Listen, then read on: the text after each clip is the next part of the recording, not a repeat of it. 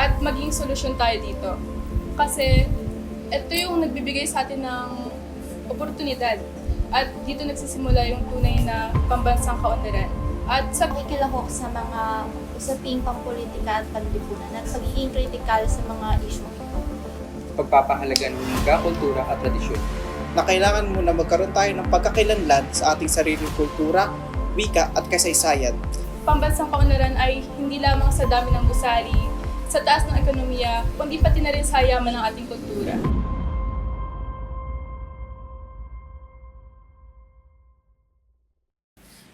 Magandang araw. Nandito naman tayo sa panibagong episode ng Talakayang Kamalayan, kung saan ang ating tatalakayin ngayon ay ang proseso ng pambansang kaunlaran at ang Pilipinoluhiya.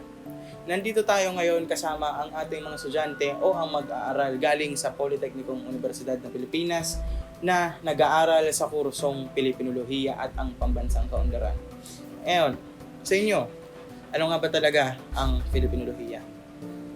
Sa madaling salita, para sa akin, ang salitang Pilipinoluhiya ay ang pag-aaral sa karunungang Pilipino. Kasama dito ang wika, panitikan, kultura at kasaysayan na nagpapakita ng pagkatao at karanasan ng mga Pilipino. Para malaman natin kung ano ang solidong eksplanasyon kung ano nga ba talaga ang Pilipinoluhiya, narito ang ating kaibigan na mananaliksik na si Hesed Sunga para ibigay ang ating eksplanasyon kung ano ba talaga ang ating tinatalakay. Hesed? Ang Pilipinoluhiya ay ang pag-aaral ng karanasan, kaisipan at kultura ng mga Pilipino mula sa pananaw ng Pilipino mismo. Layunin nitong maunawaan ang ating pagkakakilanlan bilang bansa at gamitin ang kaalamang ito para sa pag-uunlad ng lipunan. Sa madaling sabi, ito ay karunungang nakaugat sa bayan para sa kapakanan ng bayan. Ngayon nalaman na natin kung ano ba talaga ang tunay na eksplanasyon kung ano ang Pilipinoluhiya. Dadako naman tayo sa proseso ng pambansang kaunlaran. Sa pambansang kaunlaran, meron tayong proseso. Ito ang karanasang bayan, talinong bayan, karunungang gabay, paglikha ng pangangailangan sa lipunan at ang pambansang kaunlaran.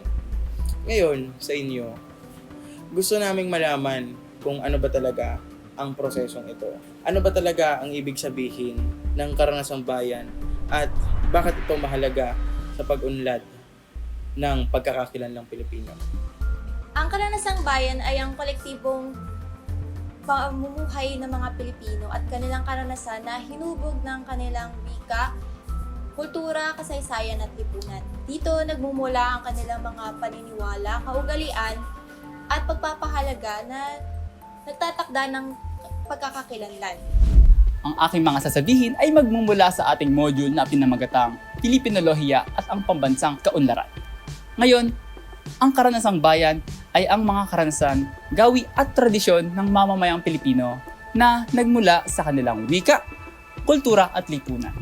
Ngayon, dito nagmumula ang mga batis na kaalaman na magagamit sa paghubog ng pambansang talino.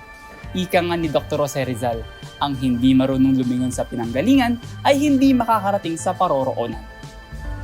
Para sa pangalawang hakbang sa ating proseso ng pambansang kaunlaran, nandyan ang talinong bayan. Ngayon, paano nababago o napoproseso ang karanasang bayan upang maging talinong bayan?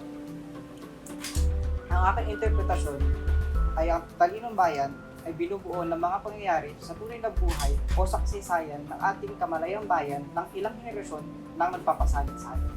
Ngayon, ang talinong bayan, kapag ang mga karanasang ito ay pinroseso at sininop ng edukasyon gamit ang Pilipinoluhiya, ito ay nagiging talinong bayan. Ito ay isang anyo ng katalinuhan na nakabatay sa karanasan at pangangailangan ng bansa. Ayon sa teksto, kailangan ang oryentasyong Pilipinoluhiya sa pagsisinop ng mga karanasan ng bayan upang ito ay maging talinong bayan. Para naman sa pangatlong hakbang, nandyan ang karunungang gabay. Ano ang ibig sabihin ng karunungang gabay? Ang karunungang gabay ay tumutukoy sa kaalamang nagmula sa karanasan at talino ng bayan na nagiging batayan sa paggawa ng mga desisyon na ikakaunlad ng lipunan. Mula naman sa talinong bayan ay nabubuo ang karunungang gabay. Ito ang praktikal na aral at kaalamang magagamit sa paghubog ng mga patakaran, teknolohiya at pamumuhay ng mamamayan. Ika nga ni Nelson Mandela, ang edukasyon ay sandata na magagamit mo upang baguhin ang mundo. Ngayon, para sa pang-apat na hakbang, ano ba talaga ang paglikha ng pangangailangan sa lipunan? Ang paglikha o pagbuo ng mga pangangailangan ay tumutukoy sa paggawa ng polisiya, batas, hanapbuhay at industriyang tutugon sa pangangailangan ng isang lipunan. Ang paglikha ng mga pangangailangan sa lipunan. Ang karunungang gabay ay nagsisilbing batayan sa pagbuo ng mga polisiya, programang ekonomikal, kultural at politikal upang matugunan ang tunay na pangangailangan ng mamamayan. Ayon sa teksto, mga pangangailangang naaayon sa kalakasan at kapasidad ng bansa, tulad ng polisiya, ekonomiya at kultural. E di, bakit mahalaga ang pambansang kaunlaran sa ating bansa? Mahalaga ang pambansang kaunlaran dahil ito ang nagpapakita ng pag-unlad ng ekonomiya, lipunan at pamumuhay ng mamamayan. Sa pamamagitan nito, nagkakaroon ng mas maraming oportunidad sa trabaho at mas maayos na serbisyo sa edukasyon at kalusugan. Ito rin ang nagdudulot ng pagkakaisa at kapayapaan sa bansa. Sa huli, kapag naisaayos ang lahat ng ito, nagbubunga ito ng pambansang kaunlaran. Ito ay isang uri ng pag-unlad na hindi lamang pang-ekonomiya, kundi makatao, makabayan at makakalikasan. Ika nga ni Renato Constantino, ang tunay na kalayaan ay yaong may kasamang kaunlaran ng bayan. Sa ating pangalawang parte ng ating podcast o ang ating talakayan, magbibigay naman tayo ng mga pagsubok sa kanila, sa ating mga mag-aaral, sa ating mga bisita. Ngayon, dahil nalaman na natin ang proseso ng pambansang kaunlaran, susubukan naman natin kayo. Gagawa kayo ng isang halimbawa ng karanasang bayan at gagawin ninyong taninong bayan. Tig-iisa kayong halimbawa dahil apat kayo. Ngayon, para naman mabigyan kayo ng halimbawa, kayo, mga manonood, bibigyan namin kayo ng halimbawa ng aming pinapagawa sa mga aming bisita. Nandito si Hesed para magbigay ng halimbawa ng karanasang bayan at gagawin niyang talinong bayan. Para sa akin, ang halimbawa ng karanasang bayan ay ang pagkakawatak-watak ng mga komunidad dahil sa politika.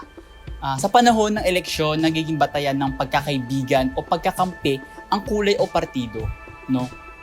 Kaya hindi na ang layunin para sa kabutihan ng lahat. Nagiging ugat ng alitan ang pagkakaiba ng opinyon, lalo na kapag ginagamit ng mga politiko ang kapangyarihan upang mapaghiwalayin ang mga tao sa pamamagitan ng pabor, chismis o disinformasyon. Ngayon, ang naisip ko namang pagproseso tungo sa talinong bayan ay ang paggamit ng pagpapatibay ng edukasyong pampolitika sa mga kabataan at mamamayan, no? Upang maunawaan ang tamang pakikilahok sa politika na ang layunin ay kabutihan ng bayan, hindi ng isang tao o partido. Naintindihan nyo na mga manonood ang gagawin nating suliranin para sa kanila. Ngayon, sila naman. Kayo, unahin natin kay Kitsi. Ano ang iyong halimbawa at ang iyong solusyon o ang taninong bayan? Ang masasabi kong halimbawa yung makabagong bayanihan natin, kung saan dati traditional, personal tayo nakikita-kita para tulungan yung nangangailangan. Ngayon, nagkaroon ng inobasyon. Dahil sa dinami-rami ng naranasan nating suliranin, bagyo, ganyan. Nabuo yung talinong bayan natin kung saan pinasok natin yung inobasyon sa teknolohiya. Gumamit tayo noon para mas mapabilis yung pagbibigay natin ng tulong sa nangangailangan. At ganun din sa atin. Ikaw? Ang aking halimbawa naman ay yung pagiging aktibo ng mga kabataan sa mga isyong pampolitikal at panlipunan. May proseso ito bilang isang talinong bayan sa pamamagitan ng pag-aaral kung ano ang motibasyon at pananaw ng mga kabataan sa isyong pampolitika at panlipunan. At kung paano sila masusuportahan at papalakas ang kanilang boses at partisipasyon sa pagbuo ng mga programa at polisiya ng pamahalaan. Halimbawa ko naman yung sa nangyayari sa PUP ngayon na kinakaharap yung kakulangan sa pondo or budget na binibigay ng gobyerno. Napoproseso ito sa talinong bayan sa pamamagitan ng yung pagsasama-sama para manawagan sa pagbibigay ng sapat or yung tamang budget na dapat na binibigay talaga sa PUP. Ang halimbawa ko naman na mabibigay ay ang ating karanasang bayan sa hirap ng transportasyon, lalo na sa Maynila, dahil sa malalang trapiko ng mga sasakyan. Mapoproseso ito bilang talinong bayan dahil sa pagpapagawa natin ng tren na mas epektibo at mas mabisang paraan ng transportasyon na nakakatulong ngayon sa mga estudyante, trabahador at iba pang mga tao. So ayun, nalaman na natin ang kanilang mga halimbawa at sa tingin ko naman sa bawat halimbawa na naibigay nila, nakikita natin ang talaga namang pinagdaanan na suliranin ng Pilipino at isa na may naging karanasan natin. Ngayon, alam na natin kung paano nag-uugnay ang karanasang bayan, talinong bayan, at ang pambansang kaunlaran. Tanungin natin ang ating mga sarili. Ano nga ba ang maitutulong ko bilang Pilipino upang maging bahagi ng pag-unlad ng aking bayan? Dahil sa bawat karanasan, gaano man kaliit, ay merong kakayahan na magbunga ng talino at ang bawat talino ay may kapangyarihan na makapag-unlad ng ating bansa. Kaya sa bawat Pilipino, simulan natin ang pagbabago sa pagkilala ng ating pinagmulan. Mula sa'yo, para sa bayan. Muli, ako si Glenn Roy Solis, ang tagapaganap ng ating talakayang kamalayan. Maraming salamat din sa ating mga bisita, si Kitsi, si Hana, si Aaron at si Marcus. Palakpakan po natin sila dahil napagtagumpayan natin ang ating munting talakayan. At maraming salamat din sa ating napakagaling na mananaliksik si Hesed. Ayun! Bye-bye guys! Salamat po sa inyong lahat. Paalam!